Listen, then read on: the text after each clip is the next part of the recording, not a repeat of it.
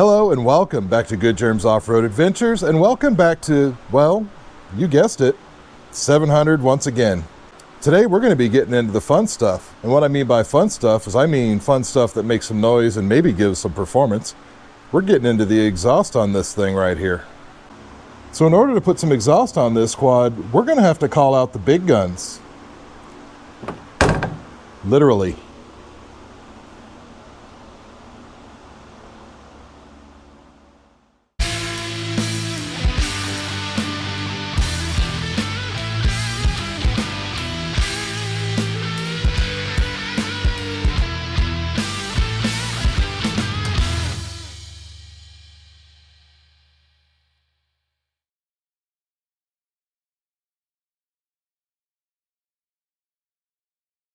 Before we get started, let's remind ourselves what this thing sounds like in its currently stock form. Yeah, okay. Fuel on. Oh, I must have left that on last night. Okay, it's still hot in the garage. Probably don't even need the choke. And here we go. Here we go again. Here we go again.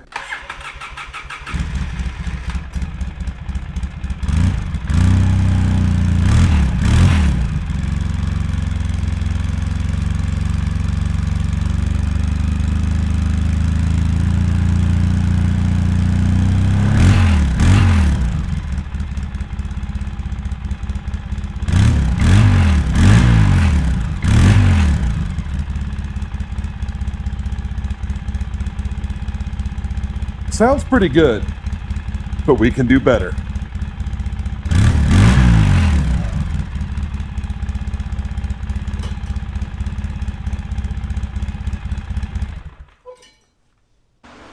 In order to hear it properly, I went ahead and turned all the fans off because it's quite hot in here today and we need the fans running to stay cool, but I didn't want that sound to be, you know, altered or, you know, obstructed. I don't know what the word is. I wanted the sound to be more pure coming off that quad. Anyway, let's get into all the bits we've got on the bench here. It's going to make all this possible. First, the big gun, and then various parts. Let's go ahead and dig through them and see what we've got here. All right, well, first let's go ahead and see what's in the big box.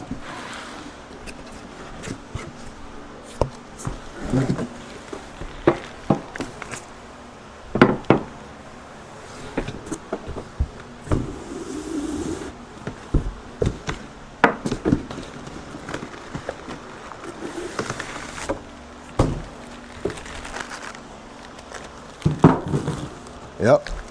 Well, you can see we've got a bit of a pipe here, and I need a knife in order to cut this plastic off. That'd be okay.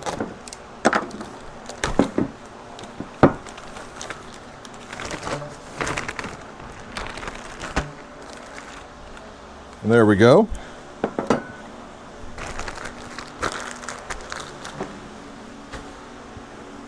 And we've got some instructions manual, some stickers, spark arrestor, some springs, quiet core. Yeah, we're not putting that in. And then of course, we've got the muffler.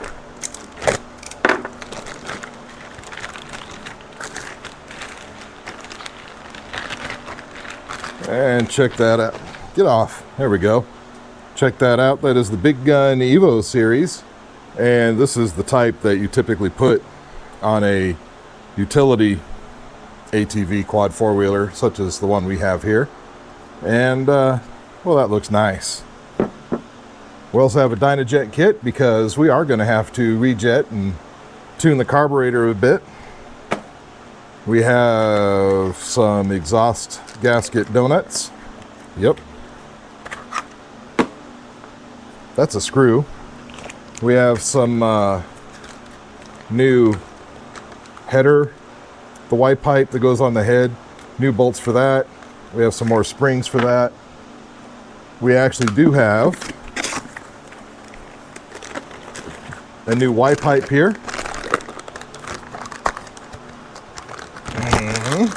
You know, if you have any of these 700 or 600 Sportsmans, or know anything about them, you know that these are prone to crack because that engine, well, it vibrates quite a bit. And of course, you need a new gasket if you're going to put one of those on. What else do we have over here?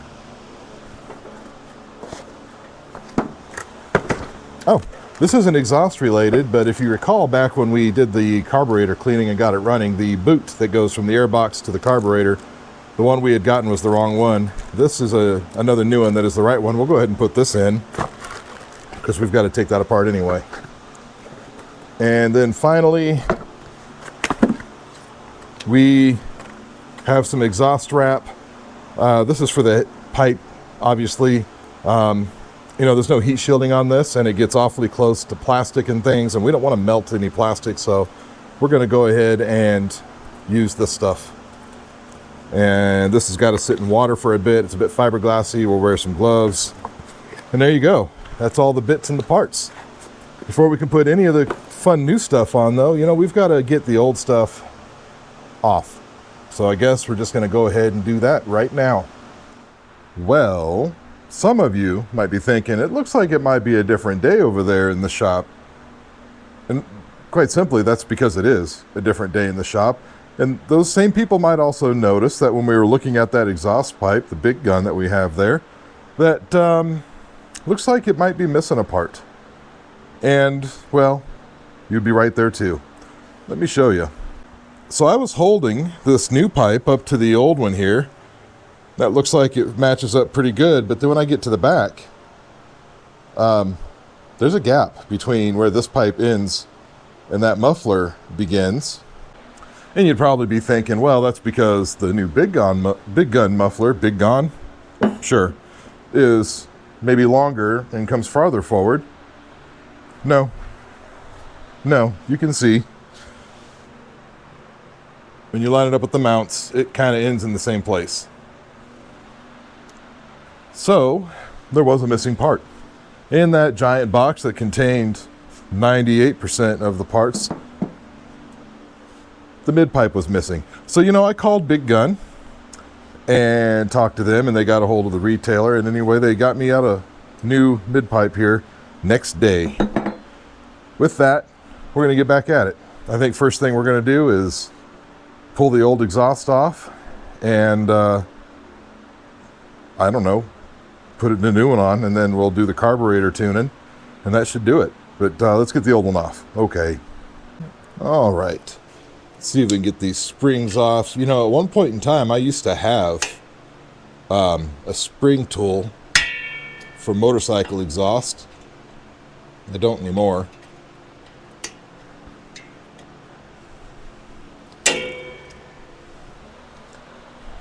Clearly, those aren't going to work.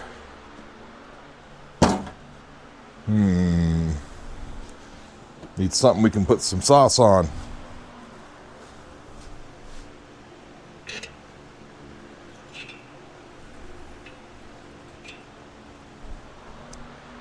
Maybe a sturdy pick.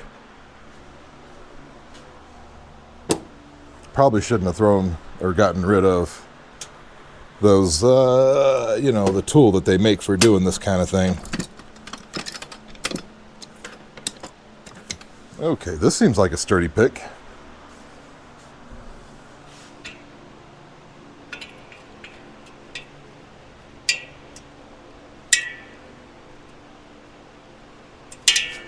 Oh, almost had it.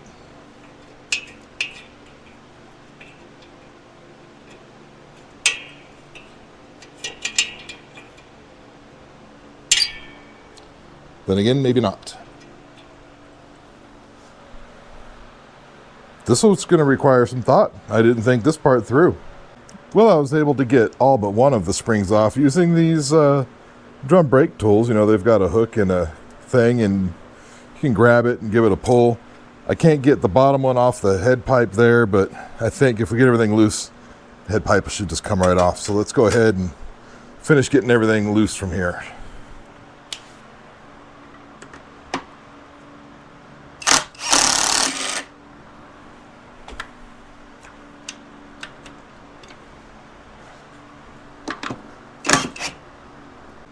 Is this a slip right? Oh, that just slips right off.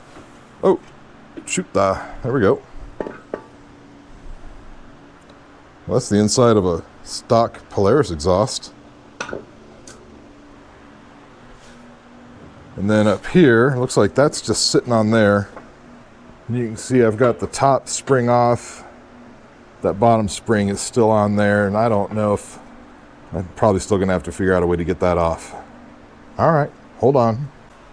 Well, with a selection of tools, including locking pliers, aka vice grips, pry bar, the drum brake spring pliers that I showed you, and just a regular little pry bar, I was able to get the last spring off. And let's see if we can get this exhaust out of here.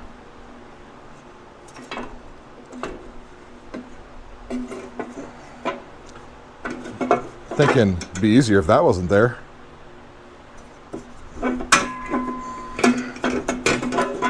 Be a lot easier if that wasn't there. Let's just go ahead and take that off too while we're at it. Oh, why not? Alrighty, Roo.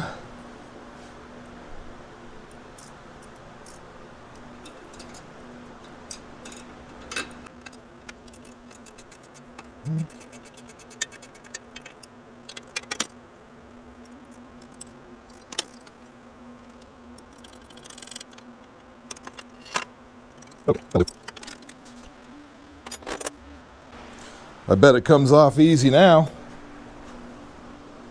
Ah. And of course, we've now got to get this Y pipe out of here. And that's just the, whatever that size is, 6mm? Yep. 6mm Allen.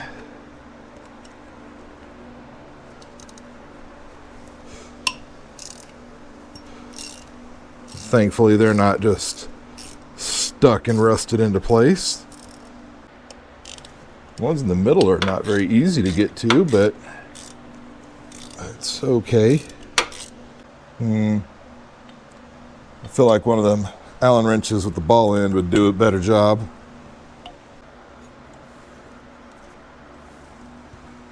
There we go.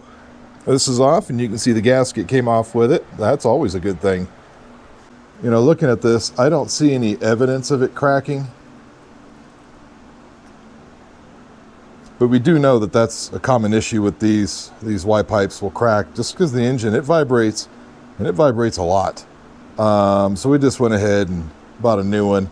Let's go ahead and put that on. We'll put the new Y pipe on, and we'll go ahead and fit the new big gun on. If you look at the bolt pattern on there, you can see there's only one way that it can go, and that's the way that it goes. So I figure I'm just going to start at the end. Well, get back on there, gasket. There you go. I'm going to start on this end over here. Get a thread in. Yep, that's good. Get another bolt.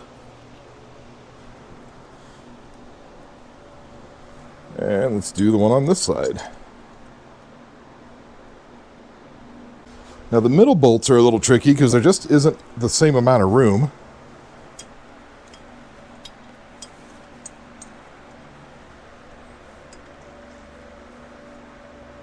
Although they really weren't that tricky. Okay, one more. There we go.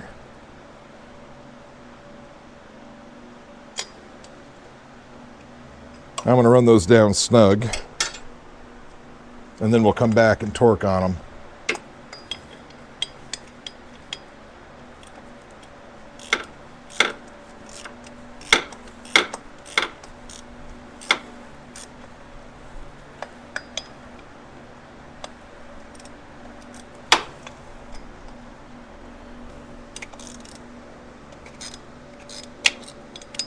These middle ones sure are not easy to get a good bite.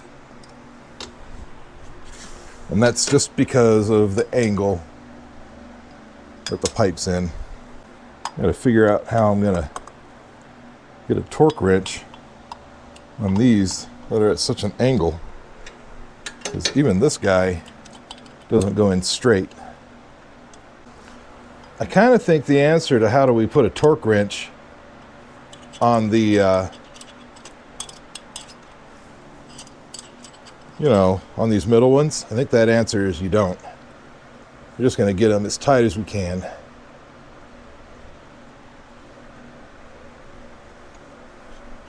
Unfortunately, that means doing some non-OSHA approved thing with our wrenches.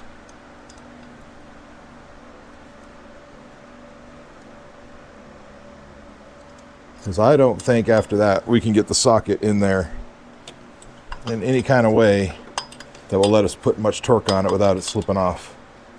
Because it just doesn't bite. If they made a socket like this that was a ball on the end, that would work.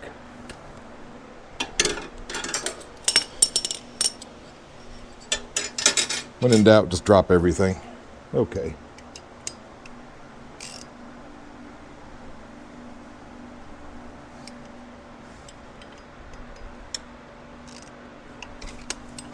Why did that slip out? Did it break? Well, what's going on with that bolt? Nothing was going on with the bolt. I just didn't have it all the way in there. Okay. And then finally, we'll put one of our new donut things on there. It doesn't want to stay. So we'll set it here for now. Okay, so before we go ahead and get this pipe mounted up, I do want to get that heat shielding wrap on there. For that, we've got gloves because it's fiberglass and, you know. So I've been soaking this wrap here in water. It says to do it for like 10 minutes. I think it's been soaking for about an hour, but in my mind, that's the same thing. If some is good, more must be better. And well, it's nice and pliable and soft, and I guess we're just going to put it on. Don't even know where to start. Start at the head pipe end, or do we start back here? I don't know. I think we start up here and work our way back. How do we do that? I don't know.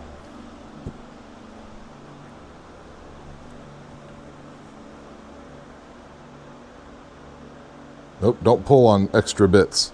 I should get a pair of scissors.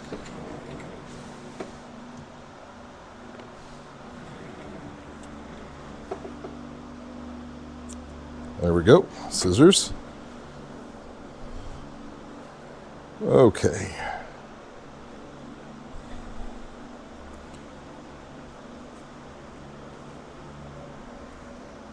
Is there a easy way to do this? I have no idea.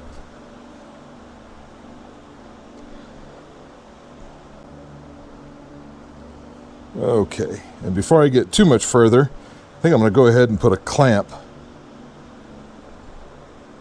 here to hold this front. And I was going to use, it came with these fancy straps, but not too many people have very good things to say about them. I'm just going to use a regular old hose clamp. If I can find a flathead screwdriver.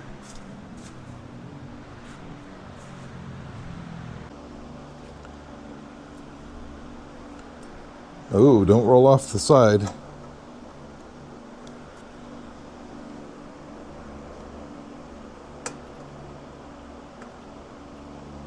There we go. Okay. Now, go ahead and wrap this up.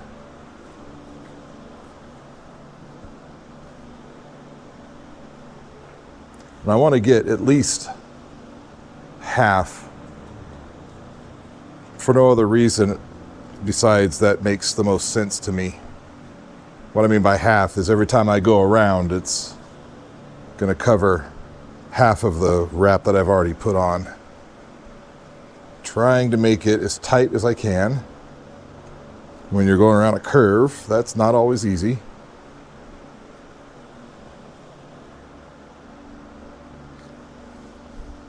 I've never done this before, so this would be my first time doing this, and y'all get to join me for that.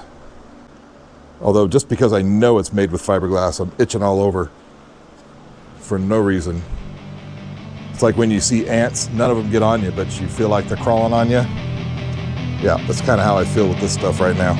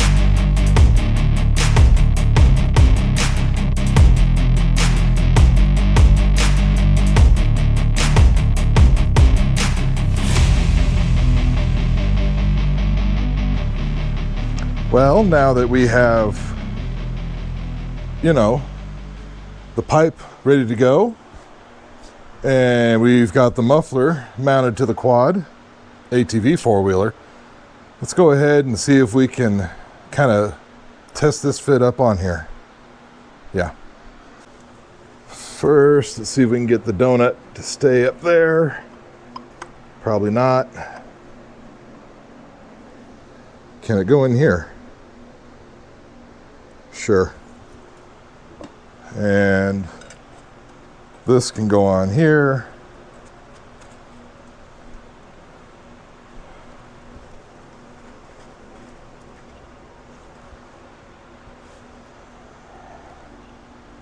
That's wrong.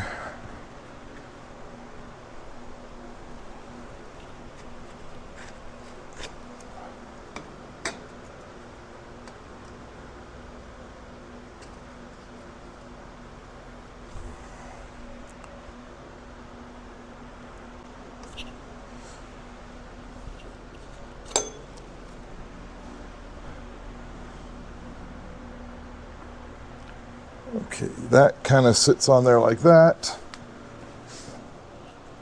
I'm itchy.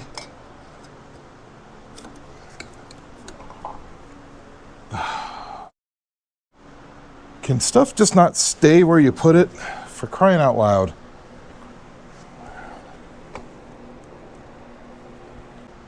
What if we just put one spring down there?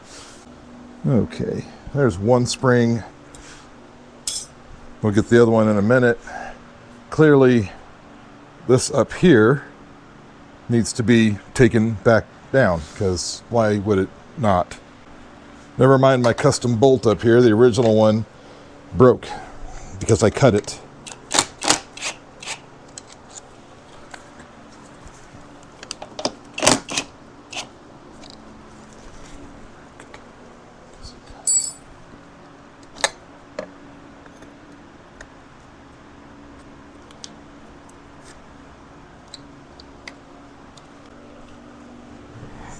Okay. Well, that's a little better.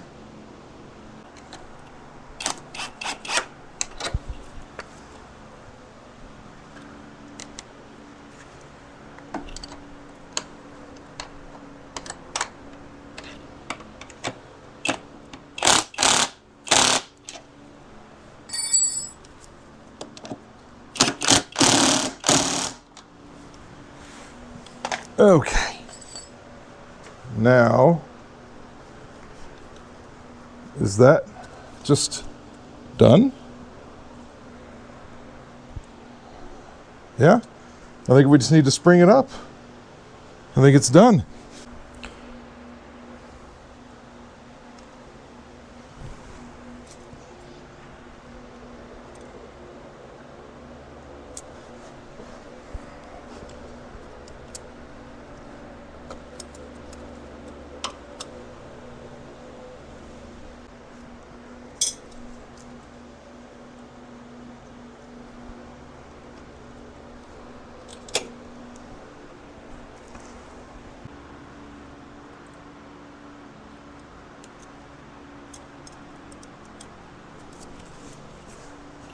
Oh boy.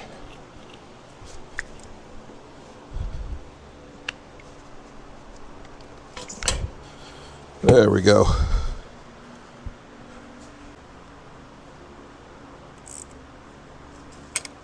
All right, well, I guess that should do it. Well, no, it's not. Okay, and finally we're going to go ahead and put the screen spark arrestor in here, because we have enough fires. I don't need to be starting anymore. Well, how come one end fits and the other one doesn't? There it goes.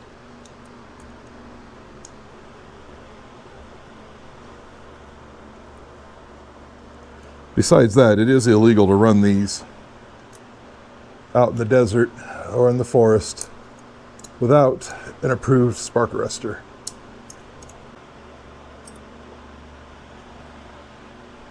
And putting the spark arrestor on is as easy as doing that.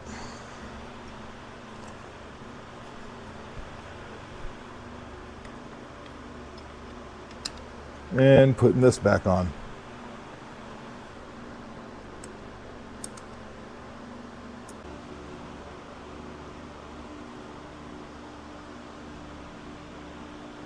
There we go, that's good and tight. The screen is tight, not moving. That's pretty good. So what I'm going to do now is I'm going to go ahead and get this carburetor out of here and get it on the bench. You've seen me take the carburetor out and put it back in. So I'm just going to go ahead and do that. And I'll catch up with you over there on the workbench when we do the rejetting, needle set, all those things to make it work with an exhaust. Listen, I know I said I was going to meet you back at the bench, but I don't think we need to do that. I think we can get to the bottom of the carburetor right here. Just pulled a couple of things off and we have access to everything we need right here on the bottom and the top, which is over there. So with that, I'm just going to set you up here and we'll get at doing this. Before getting too far into that though, let me talk you through the kit. Like I mentioned, we've got the Dynojet Kit, ATV Jet Kit for 2002 to 2006, Polaris Sportsman 700, part number Q515. And if you live in California, such as I do, these are not always easy to find, but if you're lucky enough, you can find somebody that's willing to send you one.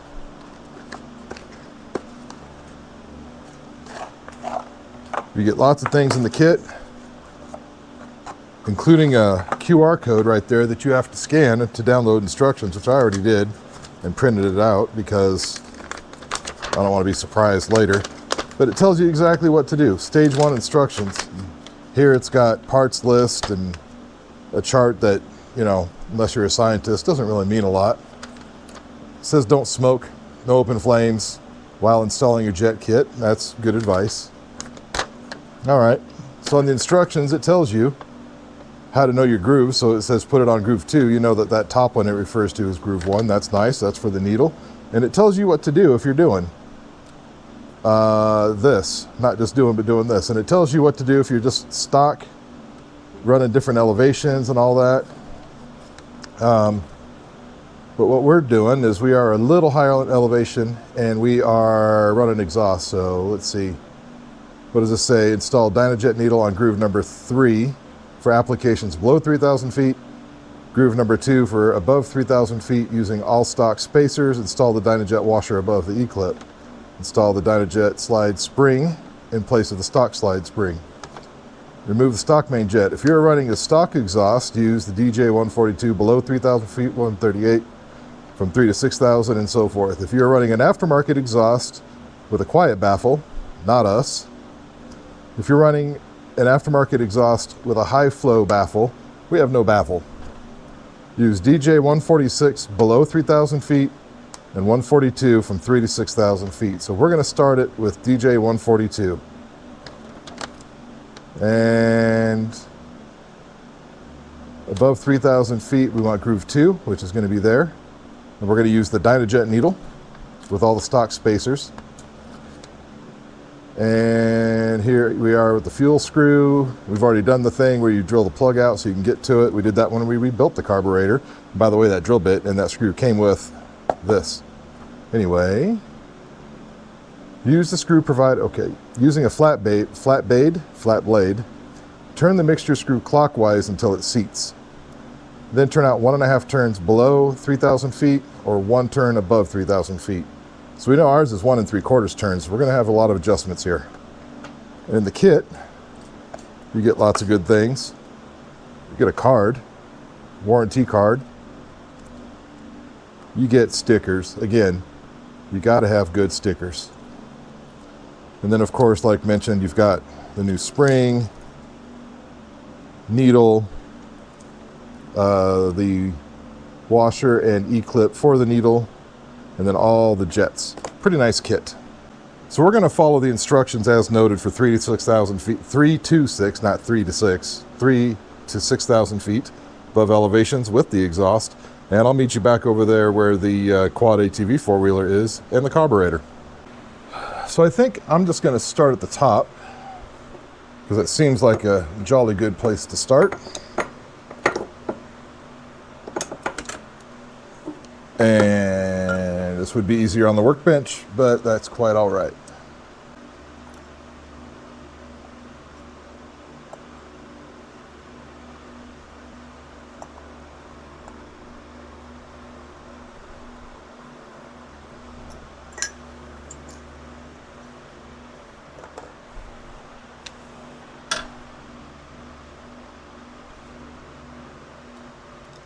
All right. Okay, we can go ahead and put this back in. I've already got our Dynojet needle set to the number 2 groove for our application.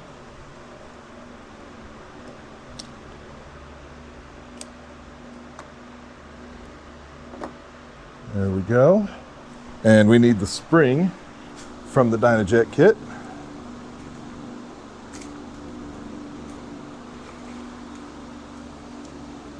Not really sure what the difference is with the spring, but that's okay. And then we can just put this guy back on.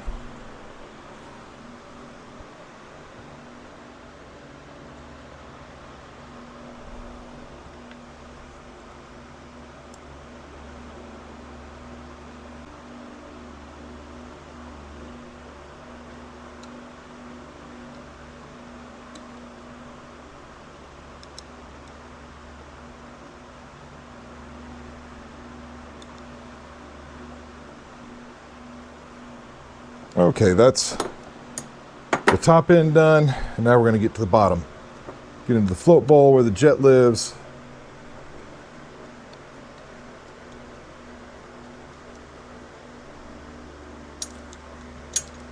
Not lose the screws. Phone's ringing. Bonjour. Okay. Goodbye.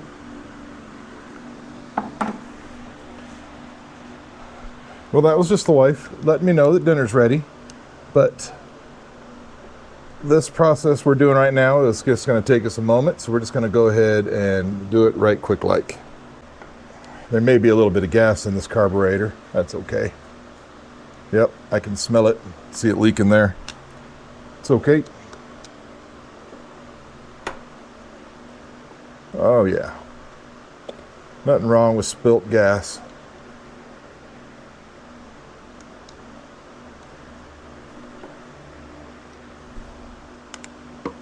Okay, let's get the float bowl off. Lovely. There's a little bit of gas, not too much. And that's the jet we're changing right here. That one. Let's get our hefty flat blade.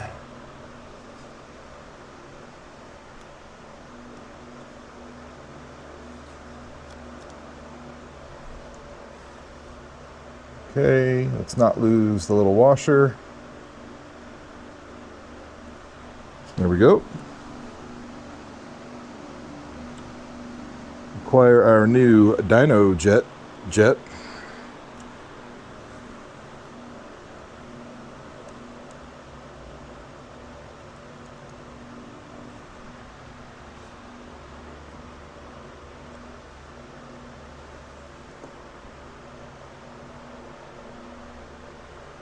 Lovely. And let's put the float bowl back on, and then we'll do the adjustment screw.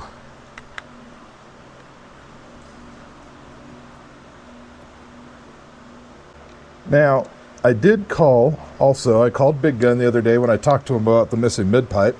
I talked to him about what I was doing here and looked for their recommendation on tuning as well, and told them that I planned on using the Dynojet kit, and they said use the Dynojet kit and follow its instructions. Now, the idle mix screw, that's here. If you remember, that had a plug on it, and we took that plug out, and it's at 1 3/4 turns out, but it said run it all the way in. That's all the way in, and it is facing in a, I don't know, that way sort of direction. So for our application, I believe it said 1 turn out. It's half, and that's 1. Okay, so that takes care of the carburetor setup. Now that's all that's left to do is put the carburetor back in, and after the carburetor's back in, we get to hear what this thing sounds like. All right, well, you can see we got the airbox back on, including the new boot right there that we talked about at the beginning of this here video. Carburetor's back in, shift linkage, and the big gun. All that's left to do now, just to start it, see what happens. Okay, we're gonna turn the fuel on. I don't know if we need choke or not. Let's give it some choke, you know, 'cause we've messed with a lot of stuff here. And I guess let's see.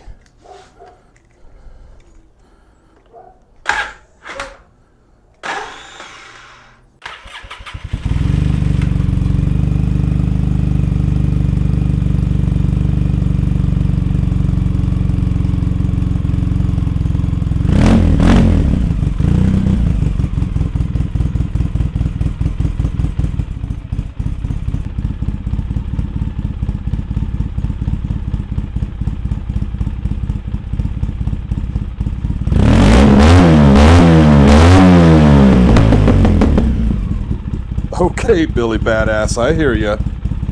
And I think that's your name, Billy Badass.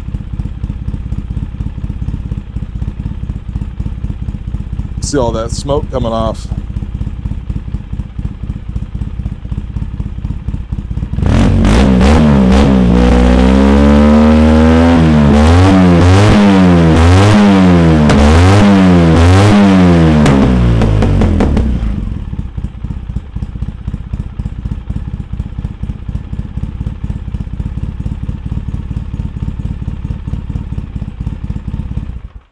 Goodness, he's all there. All right, so I'm going to try to explain where Billy Badass, the name, comes from. I have an old friend that I knew all the way back in high school, and we worked together for a while as well at the same job. And his name's Jeff. And Jeff, if you're watching, you're going to remember this. There were days he would come to work, and he was just ready to throw down. And those days that he came in, we would ask him, "Hey, is Billy here today?" And what we meant was Billy Badass was there, and he was just going to outdo everybody at work that day. And that's where Billy Badass comes from. And I think that's a fitting name for the squad, especially with the big gun. Billy Badass. So listen, I think that's going to go ahead and do it. I appreciate y'all hanging out with me today. We got the exhaust put on, and it only took us about 3 days. Missing parts, and the quad fighting us with rusted bolts and things. Didn't get that on camera. You don't need to see that. That was just a lot of curse words and bolt cutters and, you know, a grinder. But like I said, I appreciate you hanging out with me today. If you're not subscribed, please go do that. It really means a lot to me. We're getting pretty close to hitting our goal. And